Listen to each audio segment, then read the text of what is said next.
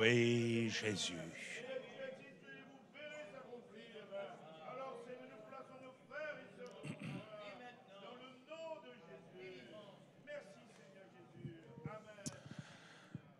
Amen. Voilà, on va dans l'Ancien Testament ensemble ce matin au chapitre 53 du prophète Ésaïe. Nous allons ouvrir une série de messages pendant quelques semaines sur la croix de Jésus-Christ. Nous croyons que l'évangile n'existe pas sans la croix. Amen. Il n'y a pas d'évangile sans la croix. Tous ceux qui prêchent un évangile sans ce noyau de la prédication de la croix prêchent un faux évangile. L'apôtre Paul en a parlé aux Galates. Il dira non pas qu'il y a un autre évangile, mais il y a des gens qui vous troublent, qui veulent renverser l'évangile de Christ. Mais quand nous-mêmes, quand un ange du ciel annoncerait un autre évangile que celui que nous avons prêché, qu'il soit anathème. Et l'évangile si précieux, si unique, c'est l'évangile de la croix. C'est l'évangile pour lequel Paul pourra dire dans cette même lettre, et je fais une introduction avant de lire ce texte, « J'ai été crucifié avec Christ. Et si je vis, ce n'est plus moi qui vis, c'est Christ qui vit en moi. Si je vis maintenant dans la chair, je vis dans la foi au Fils de Dieu qui m'a aimé et qui s'est livré lui-même pour moi. Amen. » Ceux qui sont à Jésus-Christ ont crucifié la chair avec ses passions et ses désirs. Et il dira encore, pour ce qui me concerne, loin de moi la pensée de me glorifier d'autre chose que de la croix de notre Seigneur Jésus-Christ, par qui le monde est crucifié pour moi, comme je le suis pour le monde. Amen. C'est l'évangile de la croix qui appelle, frères et sœurs, à notre crucifiement, puisqu'il dit aussi aux Corinthiens, nous prêchons Christ crucifié, scandale pour les Juifs, folie pour les païens. Un peu plus loin, il dira, car la prédication de la croix est une folie pour ceux qui périssent, mais pour nous qui sommes sauvés, elle est une puissance de Dieu. Amen. Frères et sœurs, c'est cette sagesse mystérieuse, cachée, révélée à ceux qui croient à la fin des temps, cette sagesse que nous prêchons, la croix de notre Seigneur Jésus-Christ. Il ne faut pas longtemps pour quelqu'un de sincère de lire les lettres de Paul et de comprendre que la croix du Seigneur Jésus-Christ est le centre de toute sa théologie et de toutes ses révélations pour l'Église de Jésus-Christ. Comme le dira quelqu'un, elle est le principe constitutif de toute la pensée de l'apôtre. Tout part de la croix, tout revient à la croix. Elle est le point de départ, l'exposition manifeste de tout ce qu'il faut comprendre de Christ et de toute la volonté de Dieu. Être crucifié avec Christ, mourir à soi-même pour le revêtir, espérer en son retour en annonçant sa glorieuse venue par sa scène, par son repas qui rappelle ce qu'il a fait, traverser les épreuves de la vie en s'appuyant sur le Christ qui a souffert pour nous, vivre en tant que racheté dans l'Église du Dieu vivant. Tout est vu, tout est compris à travers le prisme de la croix, de son message, de ce qu'elle signifie, de ses implications. Frères et sœurs, je le répète haut et fort, il n'y a pas d'évangile sans la croix de Jésus-Christ. C'est la prédication qui sauve encore aujourd'hui. Et cette prédication, elle ne date pas de l'apôtre Paul. Jésus lui-même l'annonçait. Il disait à ses disciples qui se demandaient pourquoi les scribes disent-ils qu'il faut qu'Élie vienne premièrement. Il leur répondra, et pourquoi est-il écrit, Marc 9, 12, du Fils de l'homme qu'il doit souffrir beaucoup et être méprisé. Jésus était pleinement conscient que toute la bonne nouvelle du royaume qu'il annonçait, qu'il incarnait, qu'il voulait transmettre n'avait de sens qu'en fonction de la croix qu'il allait souffrir. Il faut, dira-t-il, que le Fils de l'homme soit livré entre les mains des pécheurs, qu'il soit crucifié, qu'il ressuscite le troisième jour. Et à Nicodème, il dira, et comme Moïse éleva le serpent dans le désert, il faut de même que le Fils de l'homme soit élevé, afin que quiconque croit en lui ait la vie éternelle. Amen. Mais ce qui est plus étonnant encore, si l'apôtre Paul en a fait le principe constitutif de toute sa pensée, si Jésus l'avait déjà annoncé lors de son incarnation, c'est aussi que les prophètes avant lui l'avaient déclaré, l'avaient parfaitement dépeinte, particulièrement chez ce prophète Ésaïe, qu'on appelle communément le 5e évangéliste. Dans une précision prophétique sans égale, il va rédiger ce texte que nous connaissons tous bien, sous l'inspiration de la grâce. Et ce texte va bouleverser l'eunuque qui était sur son char, qui était allé adorer à Jérusalem, qui s'en retournait dans ce pays. C'est ce texte qui va déclencher en lui cette conversion, cet attachement, cette résurrection spirituelle, quand Philippe s'approcha de lui pour lui demander s'il comprenait ce qu'il disait. Et ce texte, c'est la prédication de la croix dans un condensé de l'esprit qui nous émeut à chaque fois que nous le méditons, et j'aimerais le faire à nouveau avec vous ce matin. Il dit ceci, et peut-être on peut reprendre la lecture au chapitre 52, un tout petit peu en amont, au verset 13. Ésaïe 52, verset 13, il dit ceci, « Voici, mon serviteur prospérera. Il montera, il s'élèvera bien haut. De même qu'il a été pour plusieurs un sujet d'effroi, tant son visage était défiguré, tant son aspect différait de celui des fils de l'homme. De même, il sera pour beaucoup de peuples un sujet de joie. Devant lui, des rois fermeront la bouche, car ils verront ce qu'il ne leur avait point été raconté. Ils apprendront ce qu'ils n'avaient point entendu. Qui a cru à ce qui était annoncé? Une autre version dit ceci, qui a cru à notre prédication? Qui a reconnu le bras de l'Éternel? Il s'est élevé devant lui comme une faible plante, comme un rejeton qui sort d'une terre desséchée. Il n'avait ni beauté, ni éclat pour attirer nos regards, et son aspect n'avait rien pour nous plaire. Méprisé et abandonné des hommes, homme de douleur et habitué à la souffrance, semblable à celui dont on détourne le visage, nous l'avons dédaigné, nous n'avons fait de lui aucun cas. Cependant, ce sont nos souffrances qu'il a portées, c'est de nos douleurs qu'il s'est chargé, et nous l'avons considéré comme puni, frappé de Dieu et humilié. Mais il était blessé pour nos péchés, brisé pour nos iniquités. Le châtiment qui nous donne la paix est tombé sur lui. Et c'est par ses meurtrissures que nous sommes guéris. Nous étions tous errants comme des brebis. Chacun suivait sa propre voie. Et l'Éternel a fait retomber sur lui l'iniquité de nous tous. Il a été maltraité et opprimé, il n'a point ouvert la bouche. Semblable à un agneau qu'on mène à la boucherie, à une brebis muette devant ceux qui la tondent.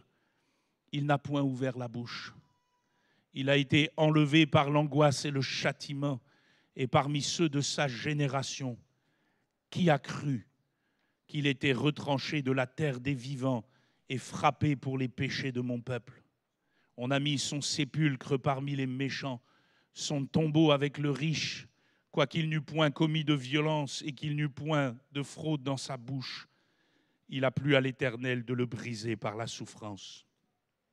Après avoir livré sa vie en sacrifice pour le péché, il verra une postérité et prolongera ses jours, et l'œuvre de l'Éternel prospérera entre ses mains.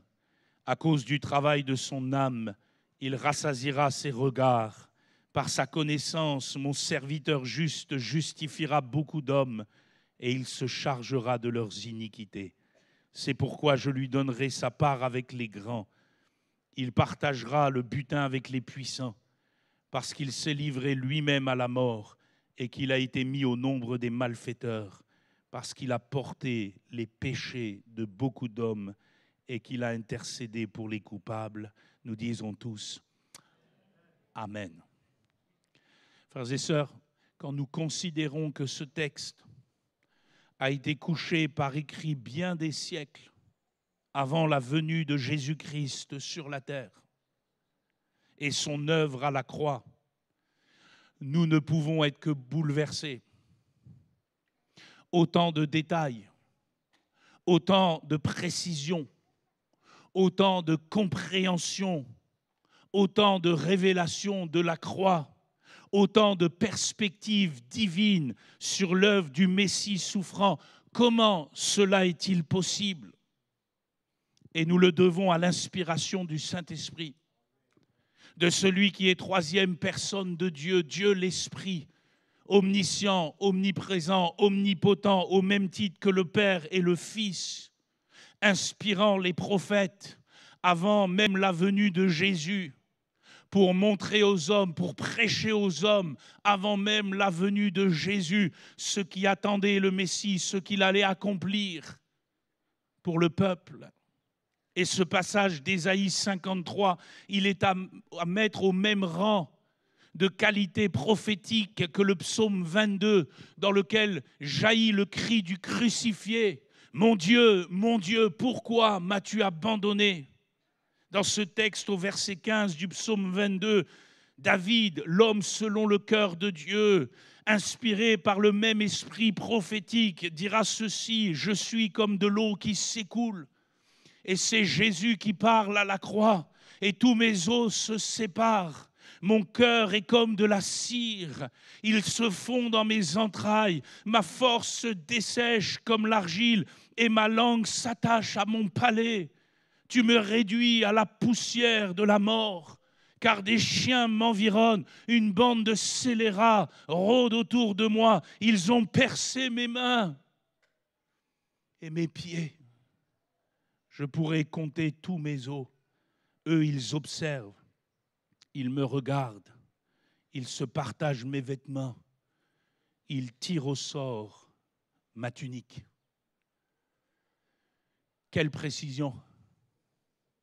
Les prédicateurs de l'ombre des choses à venir, les prédicateurs de l'ancienne économie, annonçant d'avance le Christ et sa croix. Mais qui a cru à leur prédication? Qui s'est rendu attentif à leurs annoncements? Qui a cru à ce qui leur fut révélé? Frères et sœurs, c'est le drame du peuple d'Israël sous la loi. Ils n'ont pas reconnu le bras de l'Éternel. Pire encore, ils l'ont méprisé, ils l'ont rejeté, ils l'ont livré, ils l'ont fait clouer sur une croix maudite. Maudite car la loi proclamait d'avance que le pendu serait devant l'Éternel un objet de malédiction. Dans le Deutéronome, chapitre 21, verset 22, il est écrit que si l'on fait mourir un homme qui a commis un crime digne de mort et que tu l'aies pendu au bois, son cadavre ne passera point la nuit sur le bois. Vous comprenez pourquoi Joseph d'Arimathée et Nicodème veulent vite faire quelque chose du corps du Seigneur, mais tu l'enterreras le jour même, car celui qui est pendu est un objet de malédiction auprès de Dieu, et tu ne souilleras point le pays que l'Éternel ton Dieu te donne pour héritage. C'est pour cela que le prophète Ésaïe, dans le texte que nous avons lu, parle de Christ comme celui qui est considéré comme frappé, humilié de Dieu. Et c'est pour cela que l'apôtre Paul pourra écrire aux Galates, chapitre 3, verset 13, « Christ nous a rachetés de la malédiction de la loi, étant devenu malédiction pour nous, car il est écrit, maudit est quiconque est pendu au bois. » Voyez jusqu'où Jésus nous a aimés, à être considéré comme le maudit de Dieu. Moi, je dis, béni soit celui qui est né d'une femme sous la loi, qui s'est incarné, qui n'a pas hésité à quitter la gloire. Cette loi qui ne pouvait pas le condamné, mais il a pris notre place, nous les condamnés, puisqu'il est écrit que tous ont péché et sont privés de la gloire de Dieu. Mais Paul ajoutera, et c'est extraordinaire, ils sont gratuitement justifiés.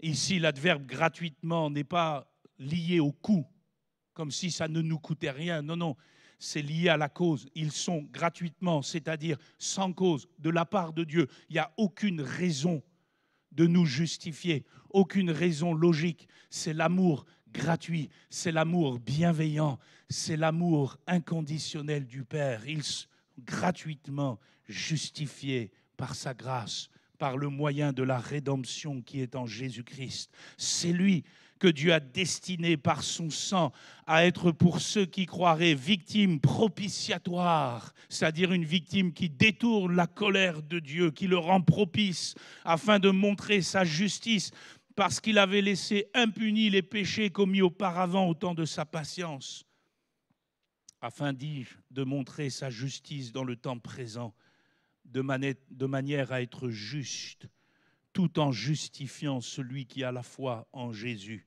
Et Paul, maintenant, de poser une question, Romains 3, 27, question importante pour nous ce matin. Où donc est le sujet de se glorifier? Il est exclu.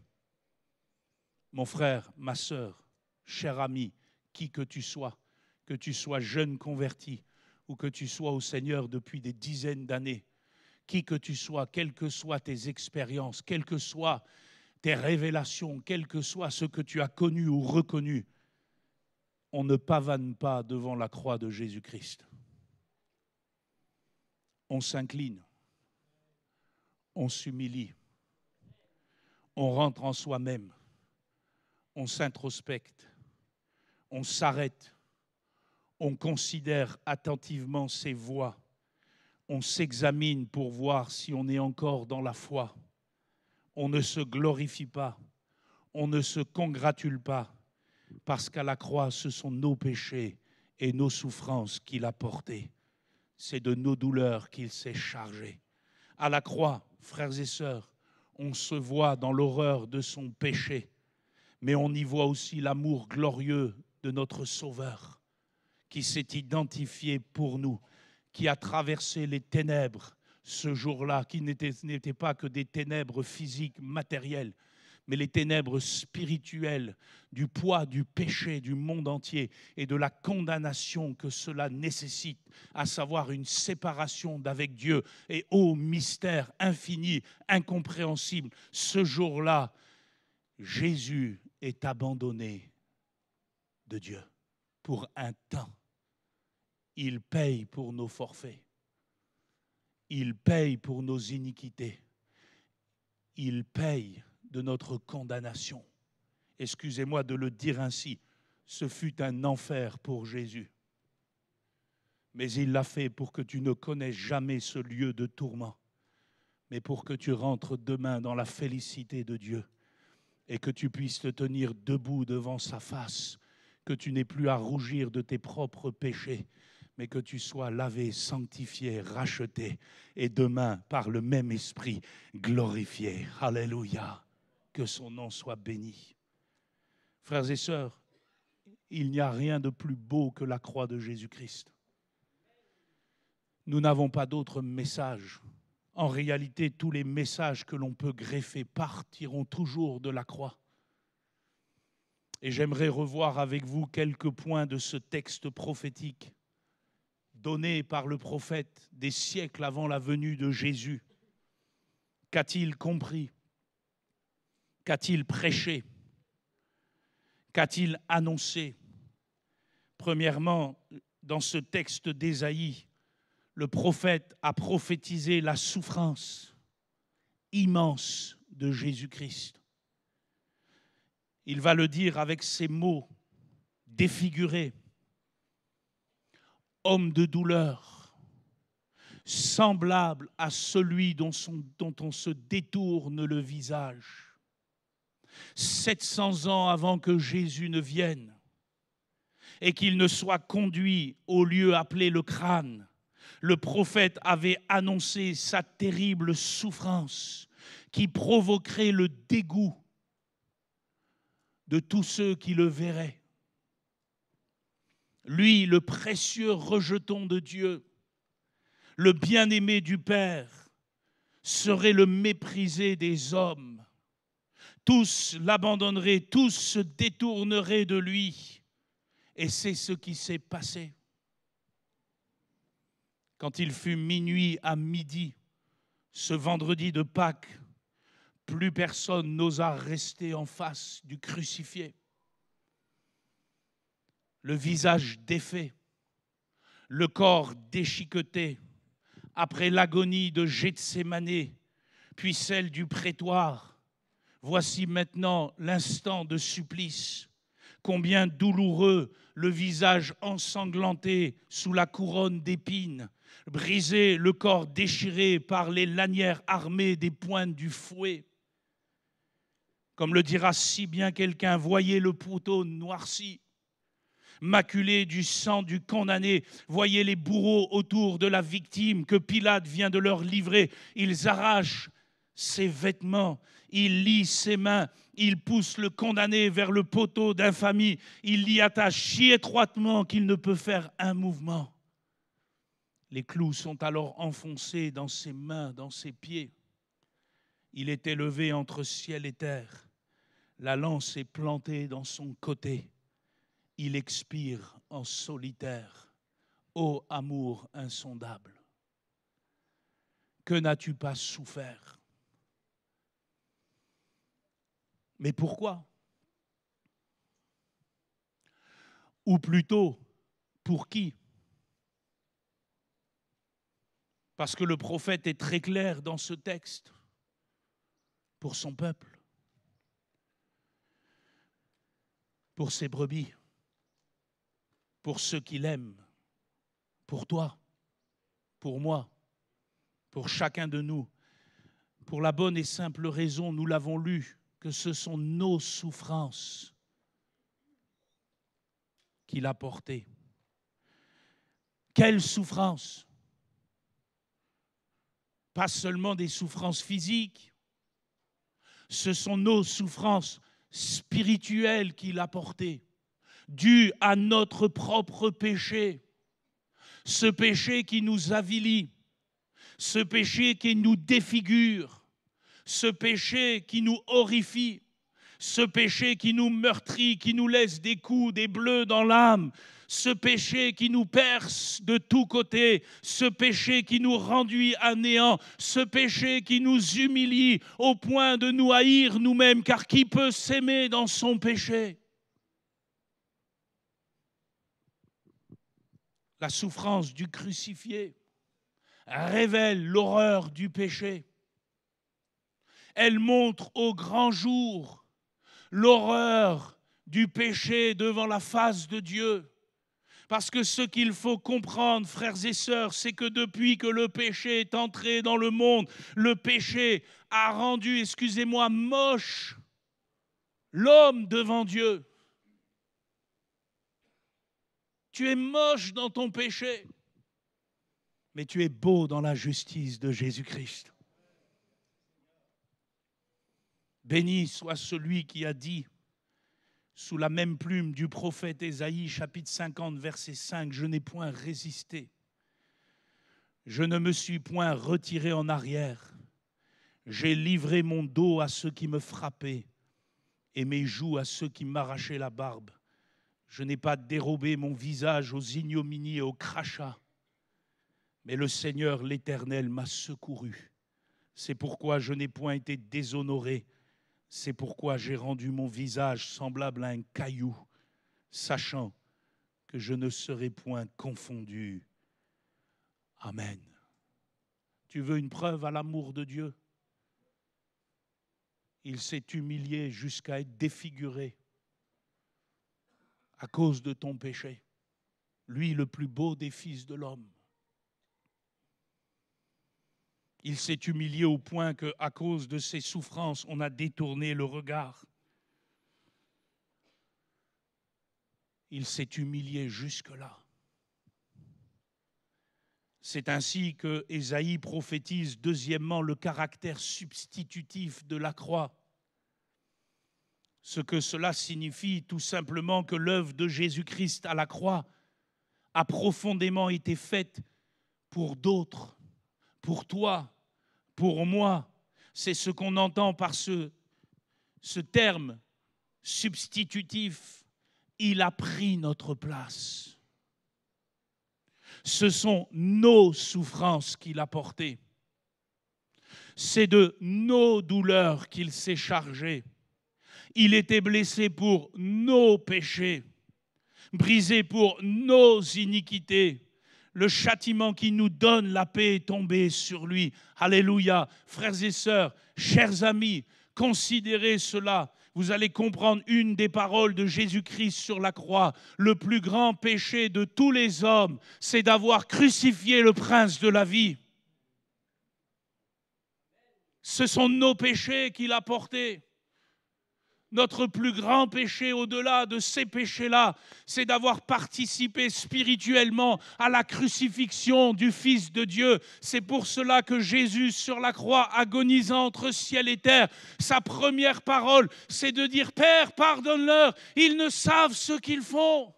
Parce que si Jésus n'offre pas le pardon ce jour-là, qui peut tenir devant celui qui est le Père du bien-aimé ? Touchez à l'un de mes enfants, vous allez m'entendre. Et nous avons touché à son Fils. Mais il nous a pardonné. Père, pardonne-leur. S'il n'y avait pas eu ce cri, il n'y aurait pas eu le reste de la croix. Il n'y aurait pas eu de pardon pour nos péchés. Nous serions encore morts dans nos offenses.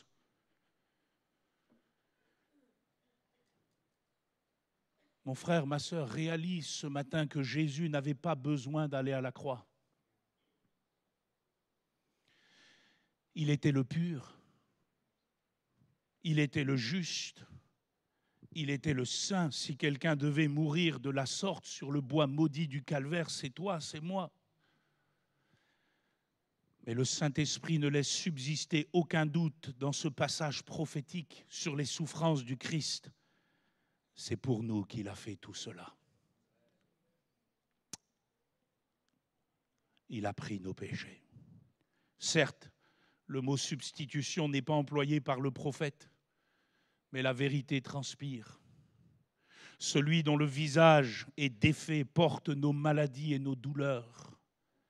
C'est pour nos souillures et nos iniquités qu'il est meurtri et brisé. Et on comprend, frères et sœurs, à travers cela, le résultat de la chute de l'homme. Voilà, frères et sœurs, la conséquence de l'entrée du péché dans le monde par la désobéissance. Voilà la cause profonde, enchaîné au péché, condamné par la loi divine. Aucun pécheur ne pouvait se sauver. Aucun homme ne pouvait nous sauver. Il nous fallait un substitut, un autre Adam pour nous représenter devant Dieu, un autre Adam pour obéir parfaitement là où nous avons désobéi. Et frères et sœurs, célébrons ce matin le substitut de choix que Dieu nous a donné, son propre Fils. Celui qui était avec lui au commencement, celui qui est parole même de Dieu, celui qui était avec Dieu, celui qui est Dieu, celui par qui, pour qui et de qui sont toutes choses, il s'est fait homme. Dieu lui a confectionné un corps pour qu'il soit offert comme le seul sacrifice qui ôte le péché du monde. Il n'a pas résisté. Je dirais même, il n'a pas hésité. Me voici, ô Dieu, pour faire ta volonté. Voilà pourquoi, troisièmement, dans ce texte, Ésaïe prophétise l'obéissance parfaite de Christ. Versets 7 et 8, il a été maltraité et opprimé. Il n'a point ouvert la bouche. Semblable à un agneau qu'on mène à la boucherie, à une brebis muette devant ceux qui la tondent. Il n'a point ouvert la bouche, il a été enlevé par l'angoisse et le châtiment.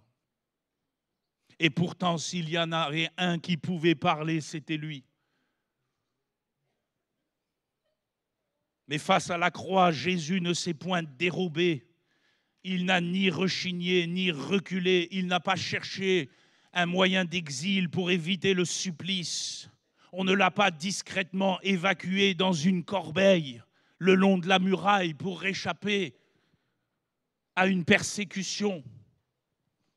Il n'est même pas descendu de la croix quand le diable, par les badauds, l'invitait à se faire une énième fois. Il a été d'une obéissance parfaite et d'une dignité infaillible. Voilà pourquoi l'apôtre, et on peut le lire, Philippiens 2,5, dit ceci sous l'inspiration du Saint-Esprit: ayez en vous les sentiments qui étaient en Jésus-Christ, ou littéralement phronéo, la pensée, la compréhension, la perspective qui était en Jésus-Christ, lequel, existant en forme de Dieu, n'a point regardé comme une proie arrachée d'être égal avec Dieu, mais s'est dépouillé lui-même en prenant une forme de serviteur, en devenant semblable aux hommes et en ayant paru comme un simple homme, il s'est humilié lui-même. Notez ceci, se rendant obéissant jusqu'à la mort. Vous comprenez pourquoi il faut persévérer jusqu'à la fin? Si ton maître s'est rendu obéissant jusqu'à la mort, il te faudra te rendre obéissant, persévérant jusqu'à la mort. Même jusqu'à la mort de la croix. C'est pourquoi aussi Dieu l'a souverainement élevé. Voyez l'obéissance qui est le moyen déclencheur de l'élévation de Jésus-Christ. Et lui a donné le nom qui est au-dessus de tout nom, afin qu'au nom de Jésus, tout genou fléchisse dans les cieux, sur la terre, sous la terre, et que toute langue confesse que Jésus-Christ est Seigneur, à la gloire de Dieu le Père. Amen. Il est Seigneur. Pourquoi? Parce qu'il s'est rendu obéissant jusqu'à la mort.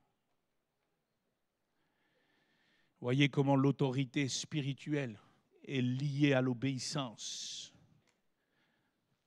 Au nom de gaieté de cœur, comme si Jésus est allé à la croix en sifflotant une fleur dans la bouche, comme si cela était facile, mais par nécessité, par amour. C'est cette obéissance qui est la clé de notre justification. C'est ce que dit l'apôtre Paul dans Romains 5, 19, car comme par la désobéissance d'un seul homme, beaucoup ont été rendus pécheurs, de même par l'obéissance d'un seul, beaucoup seront rendus justes. Amen. Merci Seigneur d'avoir été fait pour nous justice, sagesse et rédemption et sanctification. Imaginez-vous que Christ, ne serait-ce qu'un instant dans son humanité, désobéi. Nous n'aurions pas eu de sauveur si parfait qui puisse nous offrir un si grand salut. Par obéissance, il s'est laissé retrancher de la terre des vivants. Il n'avait que 33 ans. Il était à l'aube de la vie adulte. Il était en pleine force, en pleine vigueur, innocent, désarmé, s'humiliant lui-même comme la brebis entre les mains du tondeur, muet, sans résistance. Aucun d'entre nous ne l'aurait fait. Aucun d'entre nous. Pour la bonne et simple raison que dès lors qu'on te marche sur l'ongle du petit doigt, tu es déjà en train de râler. Mais il s'est rendu obéissant. Nous n'aurions même pas, nous dit l'apôtre, pu mourir pour un juste, dans une obéissance bien relative. Mais ce jour-là, Golgotha, l'heure suprême du châtiment, Jésus a parfaitement, ça c'est important, parfaitement accompli des dizaines de prophéties millénaires qu'on lisait chaque jour de sabbat depuis Moïse. Les hommes portaient en honneur la loi de l'Éternel, mais ils ne l'accomplissaient jamais. Personne ne lui obéissait parfaitement, mais ce jour-là, crucifié entre ciel et terre, l'agneau prédestiné avant la fondation du monde obéit de plein gré à celui qui a déclaré que le salaire du péché, c'est la mort. Il s'est livré lui-même, verset 12, à la mort. C'est pour cela, quatrièmement, que dans ce texte d'Ésaïe 53, Ésaïe le prophète prophétise le caractère propitiatoire de la croix. Le châtiment qui nous donne la paix est tombé sur lui. Frappé pour les péchés, il a plu à l'Éternel de le briser par la souffrance. Qu'est-ce qu'il nous faut comprendre? Que la sainteté et la justice de Dieu ont toujours exigé que le pécheur paye, soit sanctionné. Et la sainteté et la justice de Dieu provoquent ce sentiment de courroux en l'Éternel. Et l'Éternel ne peut jamais rester de marbre face à l'égoïsme, à la désinvolture, à la rébellion, au désir mal placé de la part des hommes dans leurs péchés. Mais la Bible nous dit, nous l'avons lu, que jusqu'au jour de Golgotha, il avait dans sa patience laissé impunis les péchés commis auparavant. Son courroux n'avait jamais été apaisé par la multitude des sacrifices d'animaux de toutes sortes qui ne peuvent de toute façon ôter le péché. Il fallait un sacrifice plus grand. Ces sacrifices n'étaient que l'ombre des choses à venir. Il fallait un sang plus grand, d'une portée plus grande. Il fallait un sang satisfaisant au plus haut point qui allait le rendre propice et lui permettre en toute justice d'imputer sa grâce à ceux qu'il voulait sauver de la mort. Et la croix fut donc inévitable, car aucun homme ne peut supporter le courroux. Et pourtant, c'est bel et bien l'homme et son sang qui doit être versé. Il a donc plu à l'Éternel de confectionner un corps à son Fils pour que ce dernier soit le sacrifice et que nous soyons délivrés de la colère à venir. C'est pour cela que nous pouvons prêcher que Dieu n'est apaisé. Parce qu'il y a parfois des fausses notions de Dieu qui circulent dans le monde. Mais Dieu n'est apaisé qu'envers ceux qui sont cachés en Christ. Dieu n'est apaisé qu'envers ceux qui sont cachés en Christ. C'est ce que dit l'apôtre Paul dans Romains chapitre 2, verset 4, s'adressant à l'homme pieux qui se croit au-dessus des autres. Penses-tu, ô homme, qui juge ceux qui commettent de telles choses et qui les fait, que tu échapperas au jugement de Dieu? Ou méprises-tu les richesses de sa bonté, de sa patience et de sa longanimité, ne reconnaissant pas que la bonté de Dieu te pousse à la repentance? Mais par ton endurcissement et par ton cœur impénitent, tu t'amasses un trésor de colère pour le jour de la colère et de la manifestation du juste jugement de Dieu, qui rendra chacun selon ses œuvres, réservant la vie éternelle à ceux qui, par la persévérance à bien faire, cherchent l'honneur, la gloire et l'immortalité, mais l'irritation et la colère à ceux qui, par esprit de dispute, sont rebelles à la vérité et obéissent à l'injustice. Tribulation et angoisse sur toute âme d'homme qui fait le mal, sur le juif premièrement, puis sur le grec. Gloire, honneur et paix pour quiconque fait le bien, pour le juif premièrement, puis pour le grec. Vous avez des gens aujourd'hui qui voudraient supprimer ce genre de passage. Ça les embête que Dieu soit un Dieu de justice et de jugement.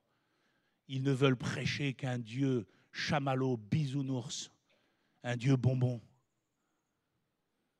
un Dieu d'amour. Ils le chantent, nous irons tous au paradis. Mais c'est faire injure à la croix. C'est faire offense à celui qui s'est livré. Car si Dieu ne juge plus, pourquoi a-t-il jugé son Fils, alors que ceux qui ne veulent pas de lui pourraient rentrer aussi au ciel? Quel est cet évangile tronqué? Notre grand problème aujourd'hui, c'est qu'on ne veut plus parler du mot pécheur et péché. Et c'est une offense à Jésus-Christ. Parce que je vous rappelle, frères et sœurs, au risque de choquer quelques-uns, mais tant pis, je ne suis pas là pour me faire des amis ou flatter les hommes. Dieu ne jettera pas le péché en enfer. Dieu jettera les pécheurs non repentants en enfer. Et je pense qu'il faut qu'on réalise ce que cela signifie. Cela signifie, frères et sœurs, profondément que Dieu n'est propice, c'est-à-dire favorable, qu'envers ceux qui vivent sous la bannière de la croix. Quelle est grande notre responsabilité d'aller annoncer Jésus, d'aller parler de lui. Parce qu'il n'est pas propice envers ceux qui marchent en ennemis de la croix, qui ont pour Dieu leur ventre, qui mettent leur gloire dans ce qui fait leur honte, qui ne pensent qu'aux choses de la terre. Il n'est pas propice envers les impies qui changent la grâce de Dieu en dissolution, qui renient notre seul Maître et Seigneur Jésus-Christ. Il n'est pas propice envers ceux du dehors qui sont comme des nuées sans eau, qui parlent de manière injurieuse de ce qu'ils ignorent, semblables à des brutes. Il n'est pas propice envers ceux qui sont poussés par les vents, des arbres d'automne sans fruits, 2 fois morts, déracinés, des vagues furieuses de la mer rejetant l'écume de leurs impuretés, des gens qui font bonne chère au milieu de nous, qui s'abandonnent à leur penchant naturel. 2 Pierre 2,12 nous dit ceci: ils périront par leur propre corruption. Jude 1,13 dit ceci: l'obscurité des ténèbres leur est réservée pour l'éternité, pour la simple et bonne raison que si vous ne vous cachez pas en Christ, qui est descendu dans les ténèbres de Golgotha à votre place pour subir votre condamnation, il ne vous restera plus qu'à l'affronter vous-même dans les ténèbres du dehors,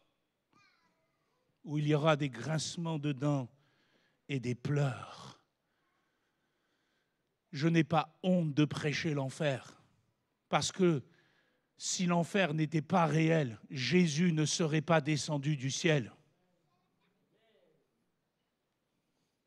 Voilà pourquoi, 5e, et c'est le dernier point dans ce texte, Ésaïe a prophétisé la victoire de la croix dans la vie de ceux qui croient. Verset 12 du chapitre 53, après avoir livré sa vie en sacrifice pour le péché, il verra une postérité et prolongera ses jours, et l'œuvre de l'Éternel prospérera entre ses mains. À cause du travail de son âme, il rassasiera ses regards. Par sa connaissance, mon serviteur juste justifiera beaucoup d'hommes. Il se chargera de leurs iniquités. C'est pourquoi je lui donnerai sa part avec les grands. Il partagera le butin avec les puissants, parce qu'il s'est livré lui-même à la mort et qu'il a été mis au nombre des malfaiteurs, parce qu'il a porté le péché de beaucoup d'hommes et qu'il a intercédé pour les coupables. Amen. Voyez le langage ici prophétique d'Ésaïe, qui est un langage de combat, qui est un langage de victoire. Il est question, verset 12, du butin des puissants. Frères et sœurs, chers amis, la croix n'a pas seulement été la rançon de nos péchés, elle n'est pas seulement le sacrifice propitiatoire pour nos péchés, elle n'est pas seulement l'enfantement d'une nouvelle race à la ressemblance du Fils de Dieu, elle est la rencontre triomphante de Jésus sur l'ennemi de nos âmes pour la libération de nos pauvres vies rendues captives par le péché. À la croix du Calvaire, la descendance promise a accompli la première et la plus grande des prophéties de victoire données à l'homme en face du serpent ancien, du séducteur. Dieu avait dit: je mettrai une inimitié entre toi et la femme, entre ta postérité et sa postérité. Celle-ci t'écrasera la tête et tu lui blesseras le talon. Et Jésus l'a vaincu à la croix du Calvaire. Que son nom soit béni. Voilà pourquoi l'apôtre peut dire ceci, Colossiens 2,13, vous qui étiez morts par vos offenses, par l'incirconcision de votre chair, il vous a rendus à la vie avec lui. En nous faisant grâce pour toutes nos offenses, il a effacé l'acte dont les ordonnances nous condamnaient et qui subsistait contre nous.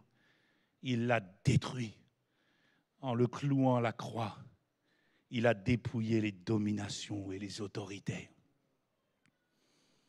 Il les a publiquement livrées en spectacle, en triomphant d'elles par la croix. Alléluia. L'auteur de l'Épître aux Hébreux ajoutera, Hébreux 2, 14.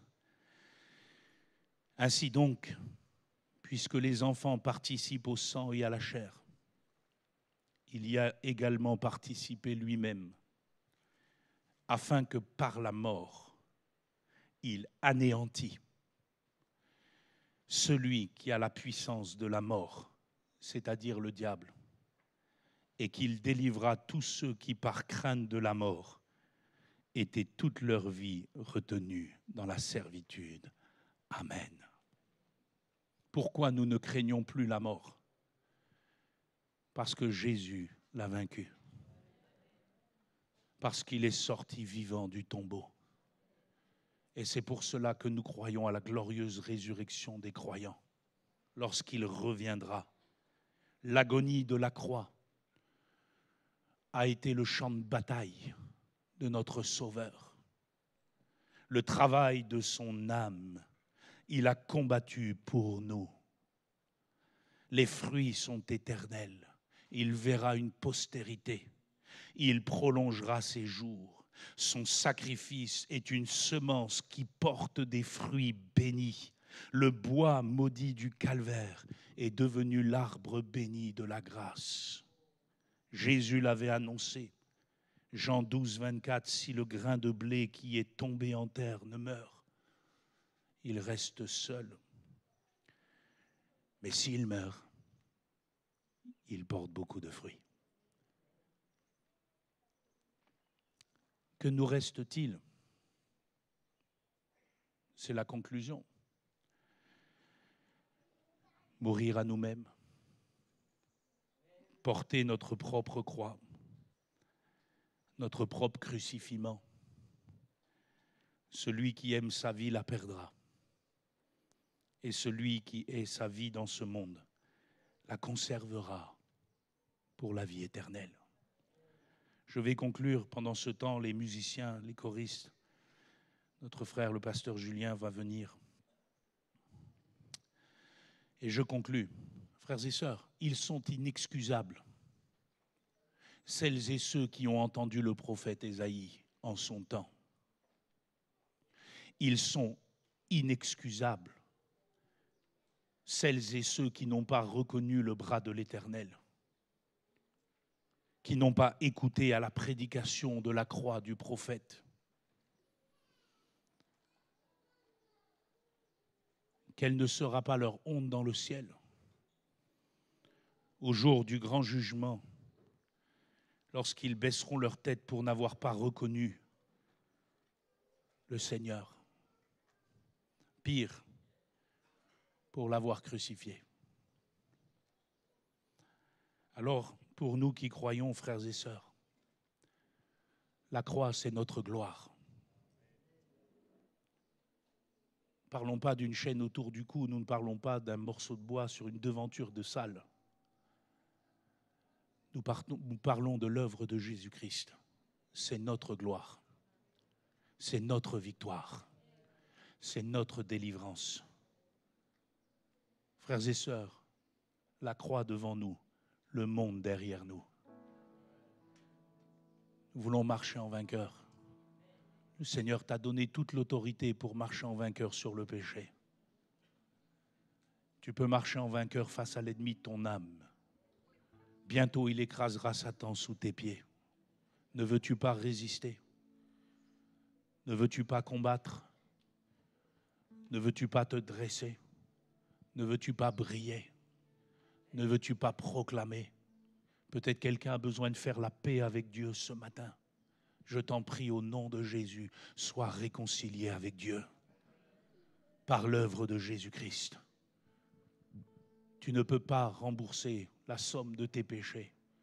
Tu ne peux pas te réconcilier toi-même avec Dieu. Il te faut un médiateur. Et la Bible nous dit que le seul médiateur entre Dieu et les hommes, c'est Jésus-Christ, homme, qui a payé pour nos forfaits. On va s'incliner ce matin. Tout doucement, les musiciens vont fredonner. Et avant qu'on chante un cantique qui dit « Sous un ciel ténébreux », là-haut sur la colline,